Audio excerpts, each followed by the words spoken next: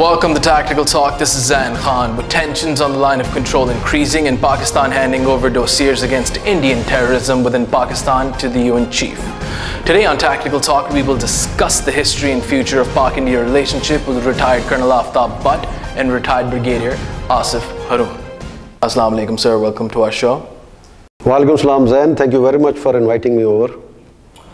Sir, let's start off with the first question. What is the historical perspective of IndoPak relationship?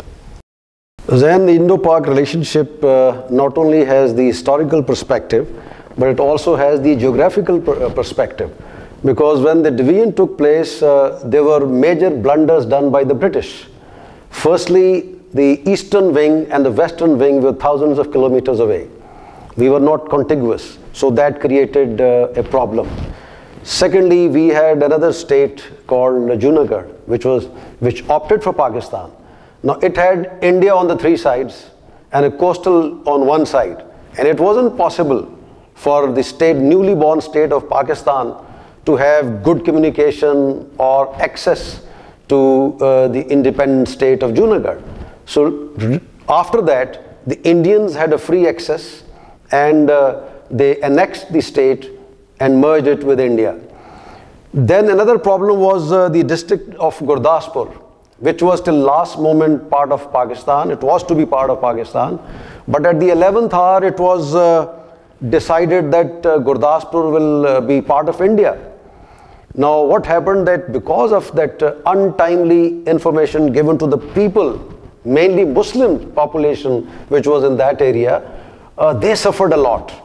Millions of people were killed, and they had to leave their homes without any preparation.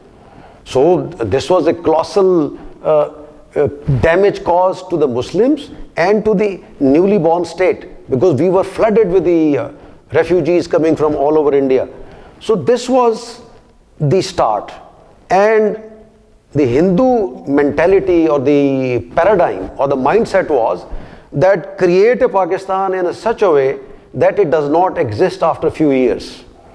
Divisions were made: eastern wing, western wing, the Gurdaspur factor, Kashmir factor, and then you know that later on in 1971, India succeeded. Yes, Bangladesh was created, and now the Prime Minister of India, Mr. Modi, openly accepted in Bangladesh that yes, it was we, that is India, who created Bangladesh. So this was the perspective in which these two states were born, and Pakistan had very difficult time to start with. So this is the historical perspective. Colonel, there are some core issues which have been the cause of strained relationships between India and Pakistan. How do you evaluate and assess these core issues? Well, that's a very important question, Zain, that why the relationship is still strained after 68 years, 68 long years. Now, as I said earlier in my first question's reply, the K factor, that is the Kashmir issue, is the main core issue. But in addition to that, we have other issues also. Like we know that there's a water problem, and that may become a major issue in times to come, because India is constructing dams against the agreements which were arrived at between Pakistan and India. Now that means that our existing rivers which were to be for water purposes, irrigation in Pakistan, even those could dry out. But the main core issue remains Kashmir at the top, for which two states have not been able to arrive at any conclusion or at any solution. But recently the Indians have been very, very adamant that no, this is part of integral part of India, as they call it, a two-tongue. Now we do not buy that. We all say that Kashmir is in our blood.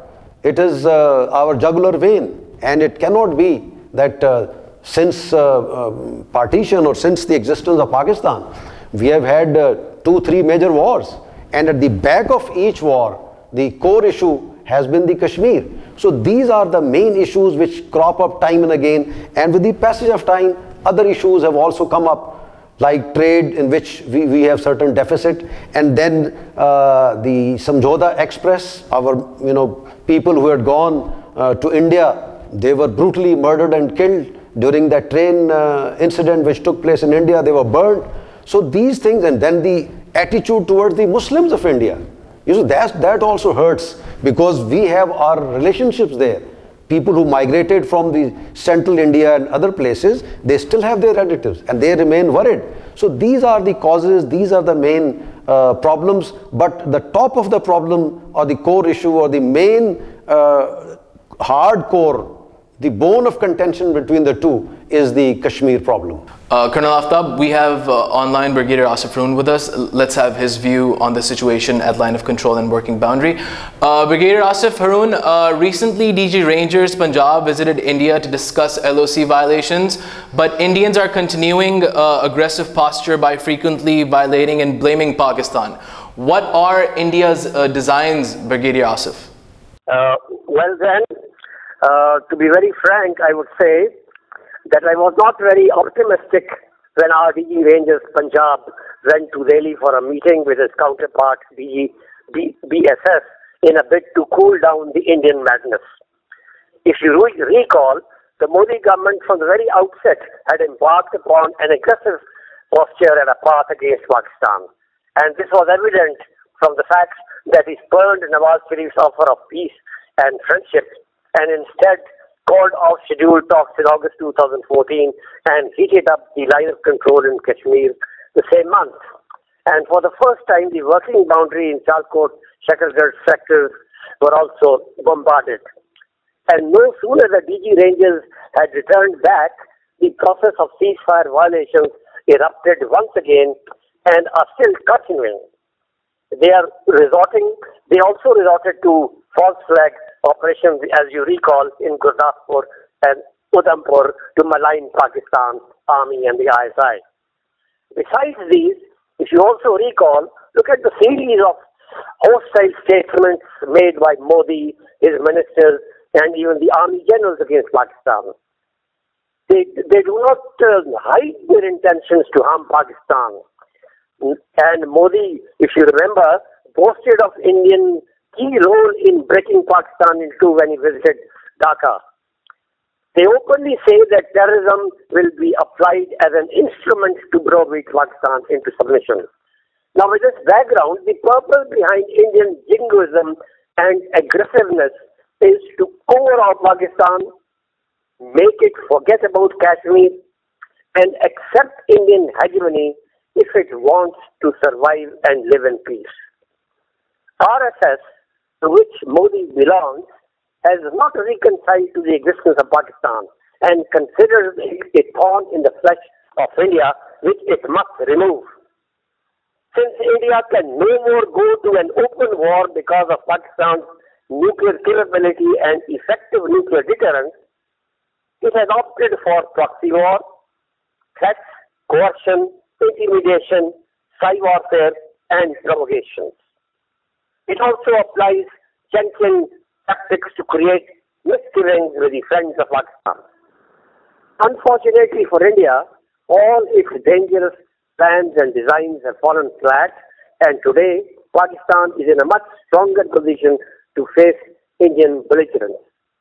Time is not far when it will sheepishly have to return to table talks, since it cannot afford to meddle with nuclear Pakistan, which is now fully backed by China. We just had the views of Brigadier Asif Haroon. Colonel Aftab, IndoPak talks have stalled mainly due to India's attitude and preconditions. What is the future of these talks, and is there any hope left?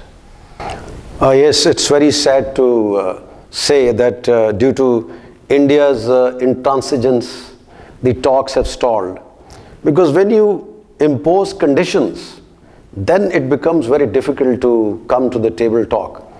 Now, this time around, the main issue was that our delegation wanted to meet Hurriyat leaders in India, which was denied by the Indians. Whereas for the past so many years, we have been regularly meeting the Hurriyat leaders, and some of them have even visited Pakistan. And the effort, or the purpose of this effort was that somehow or the other, we must come to a conclusion or the solution of the Kashmir issue. Now the Indians have very, flatly refused. They say that neither they are going to talk, to the Kashmiri separatists, but we don't call them the separatists. They are the leaders of the people of Kashmir. A freedom movement. Freedom movement. They are the freedom fighters and not the militants as the Indians call them. So without their inclusion, now you are deciding about a piece of land which belongs to the people who are living there. And how can you deny the right of those people to become part of these talks or to give their views? And then they say that let it be resolved in line with the resolutions passed in the United Nations. What Nehru declared, what Nehru promised. Now, because the present government of Modi, they have a very dark background. That is RSS and the other militant organization. These two, the RSS was, in 1920s. Hindu supremacy. Yes, Hindu supremacy. Their only prime aim is that we should have Hindus all over India.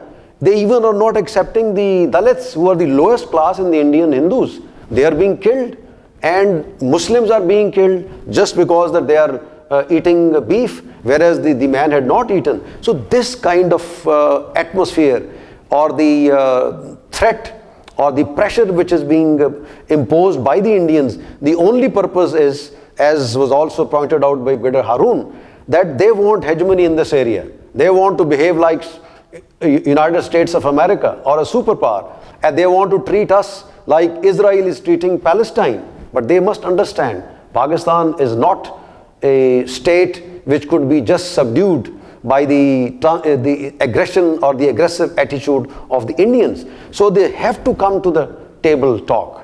Without talks on the table, without discussion, the matters cannot be resolved.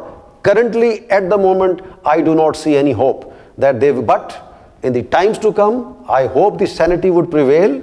The Indians will understand. Otherwise, the world today knows what all is going on in India. I don't see any hope with Modi in power. Oh yes, with this fellow in power, because his only aim is, because it was in the news, that by 2020, they have decided that there will be neither a Christian nor a Muslim in India. Now how can this be accepted?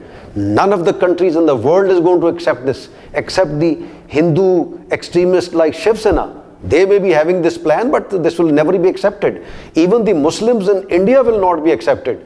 And this is my view, that in times to come, there may be another Pakistan in the making, because the number of Muslims in India is much more than Pakistan. And if they are suppressed and subjugated continuously, then there is going to be reaction. There are numerous, freedom movements like Khalistan as well, the Sikhs. They're getting suppressed because of their attitude. When you do not give the rights to the people according to their religion, according to their freedom, then the others, they also get alarmed. Now Sikhs, they have been alarmed. I was just pointing out that there are not only Muslims that are. Oh yes, you're right. Sikhs as well. There are Sikhs. There are even Tamils and others. There are 35 different movements going on in India. And they must realize sanity must prevail, and they must come to the table come to the table for talks, for negotiations, so that we move forward. There is always hope, and I personally believe that once they understand that whatever they are doing, that's not going to favor India, it is going absolutely against the Indians. And even in India itself, you see the poets, you see the writers, they are returning the awards. They are discussing, they're criticizing the policies of Mr. Modi. So he must understand, and his hardcore Shiv Sena and RSS, they must also understand that if you want to live, the neighbors cannot be changed. You have to come to terms with the neighbors, try and understand their viewpoint, give your viewpoint, and come to a conclusion. And without the resolution or solution of Kashmir, I don't see a good relationship in times to come. How serious is the nuclear war threat between the two neighboring nuclear states, Colonel Aftab?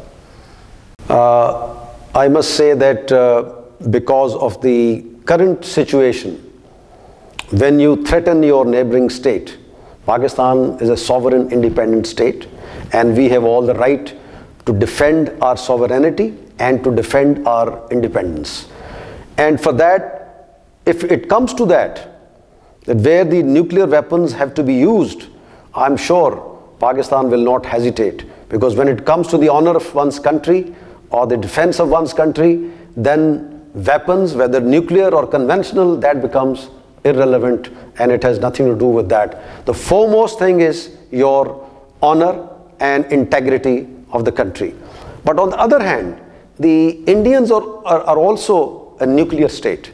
So once there are two neighboring states who are nuclear, and the threat of the results of the nuclear war or warfare are well known. There hasn't been any after Hiroshima and Nagasaki. And look at the colossal damage which was caused. And it has been acting more as a deterrence. Whether it was US Cuba or US Russia or other superpowers or Koreans right now who have the nuclear weapons, it is more of a deterrence. And let's pray and hope that it does not happen. But look at the attitude of the Indians. When you talk about cold warfare or cold doctrine, Cold Star Doctrine, and when you say that we may even come in for surgical strikes, when you cross the limits and you cross the red line, then it has been clearly said by the Chief of the Army Staff of the Pakistan Army that whether it is cold start or hot start, we are ready.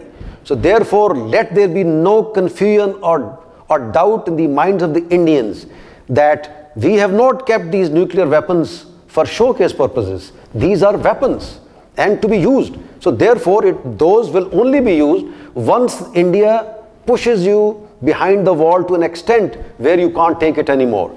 But I'm sure there are people in India who understand what are the implications or what is the extent of destruction due to nuclear warfare. If not, I would suggest just go and see Hiroshima and Nagasaki, visit that. You'll come to know how it happens, how it would look like.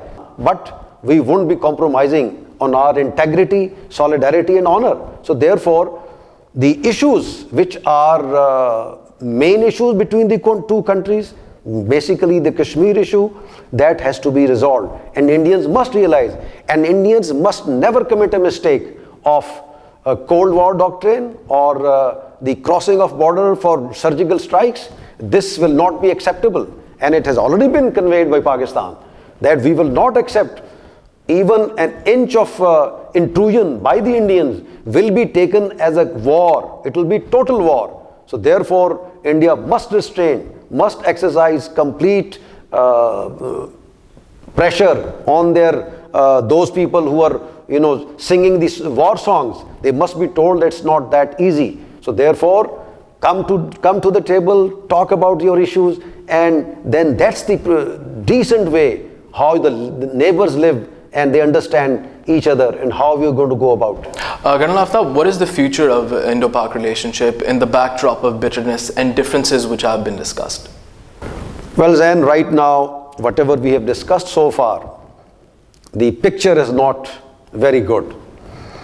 And then the attitude of the Indians, they still have their own attitude. They do not want to come to the talks. They have imposed conditions, and when you impose conditions which are not acceptable to Pakistan, and Pakistan has very clearly stated that these conditions are not acceptable. You come for talks, and you cannot exclude the issue of Kashmir. How can you do that? They say that we will not discuss Kashmir, we will just discuss terrorism. How is it possible? That means you want to dictate. India wants to dictate or wants to talk on its own terms. They should discuss their state terrorism on Kashmir as well. You see, we are ready to discuss. We are open-hearted, as our political leadership has also stated. We will discuss any issue and every issue, but it cannot be the issues of their choice or the Indians' choice. The issue of Kashmir is being discussed for the past so many years. And that is the main issue. Others emanate from this main issue. You may say, all right, trade, people to people meeting and free access for visa, crossing of border, etc., etc. That looks nice on paper. But when you get back to the main issue, which has not been resolved, so then the threat of the nuclear war and the threat of destruction in the region would continue. The people of the region will not progress. And right today, India has a lot of poverty. Pakistan is much better than Indians, what the Indians are facing. Look at their internal turmoil today. The percentage of poverty in India is 22% and in Pakistan is 17%. So like in comparison, Pakistan is better. Yes. Pakistan is much better placed. What is the fault of the people of the region? They are all people. You can't have the barrier of color, caste and creed. So and so is Dalit, kill him. So and so is eaten beef, kill him. This does not work in the world of today. Today's world is civilized. We are not living in the 15th century or the 14th century. So the Shiv Sena and the RSS, they must also understand. Otherwise, they have tough times ahead. If they think that they'll be able to finish Muslims and Christians by 2020, they are sadly mistaken. So these are the issues, these are the perceptions which are prevailing amongst the populace of India, particularly those who are raising these slogans of finishing off Muslims in India, the Hindus, the lower caste, the Dalits. It should not happen. They must understand that for a better future of the region, for bringing about prosperity, for removing poverty from the region, they must come together. Learn to live like good neighbors. And you can only be good neighbors once we have resolved the issue of Kashmir. So that's what it is. If that is resolved, then I see a very bright future ahead of us. If that does not happen, then the other side, I would say, there is a path to hell and there is a path to heaven. It's up to India to choose any of these. Thank you so much, sir, for being in our show. Thank you, Zain. I'm grateful. You invited me over for this program, and I look forward to the next programs also. Thank you so much. Today on Tactical Talk, we discuss the history and future of Pak-India relationship with retired Col Aftab Butt and retired Brigadier Asif Haroon. Until the next episode of Tactical Talk, this is Zain Khan. Take care and goodbye.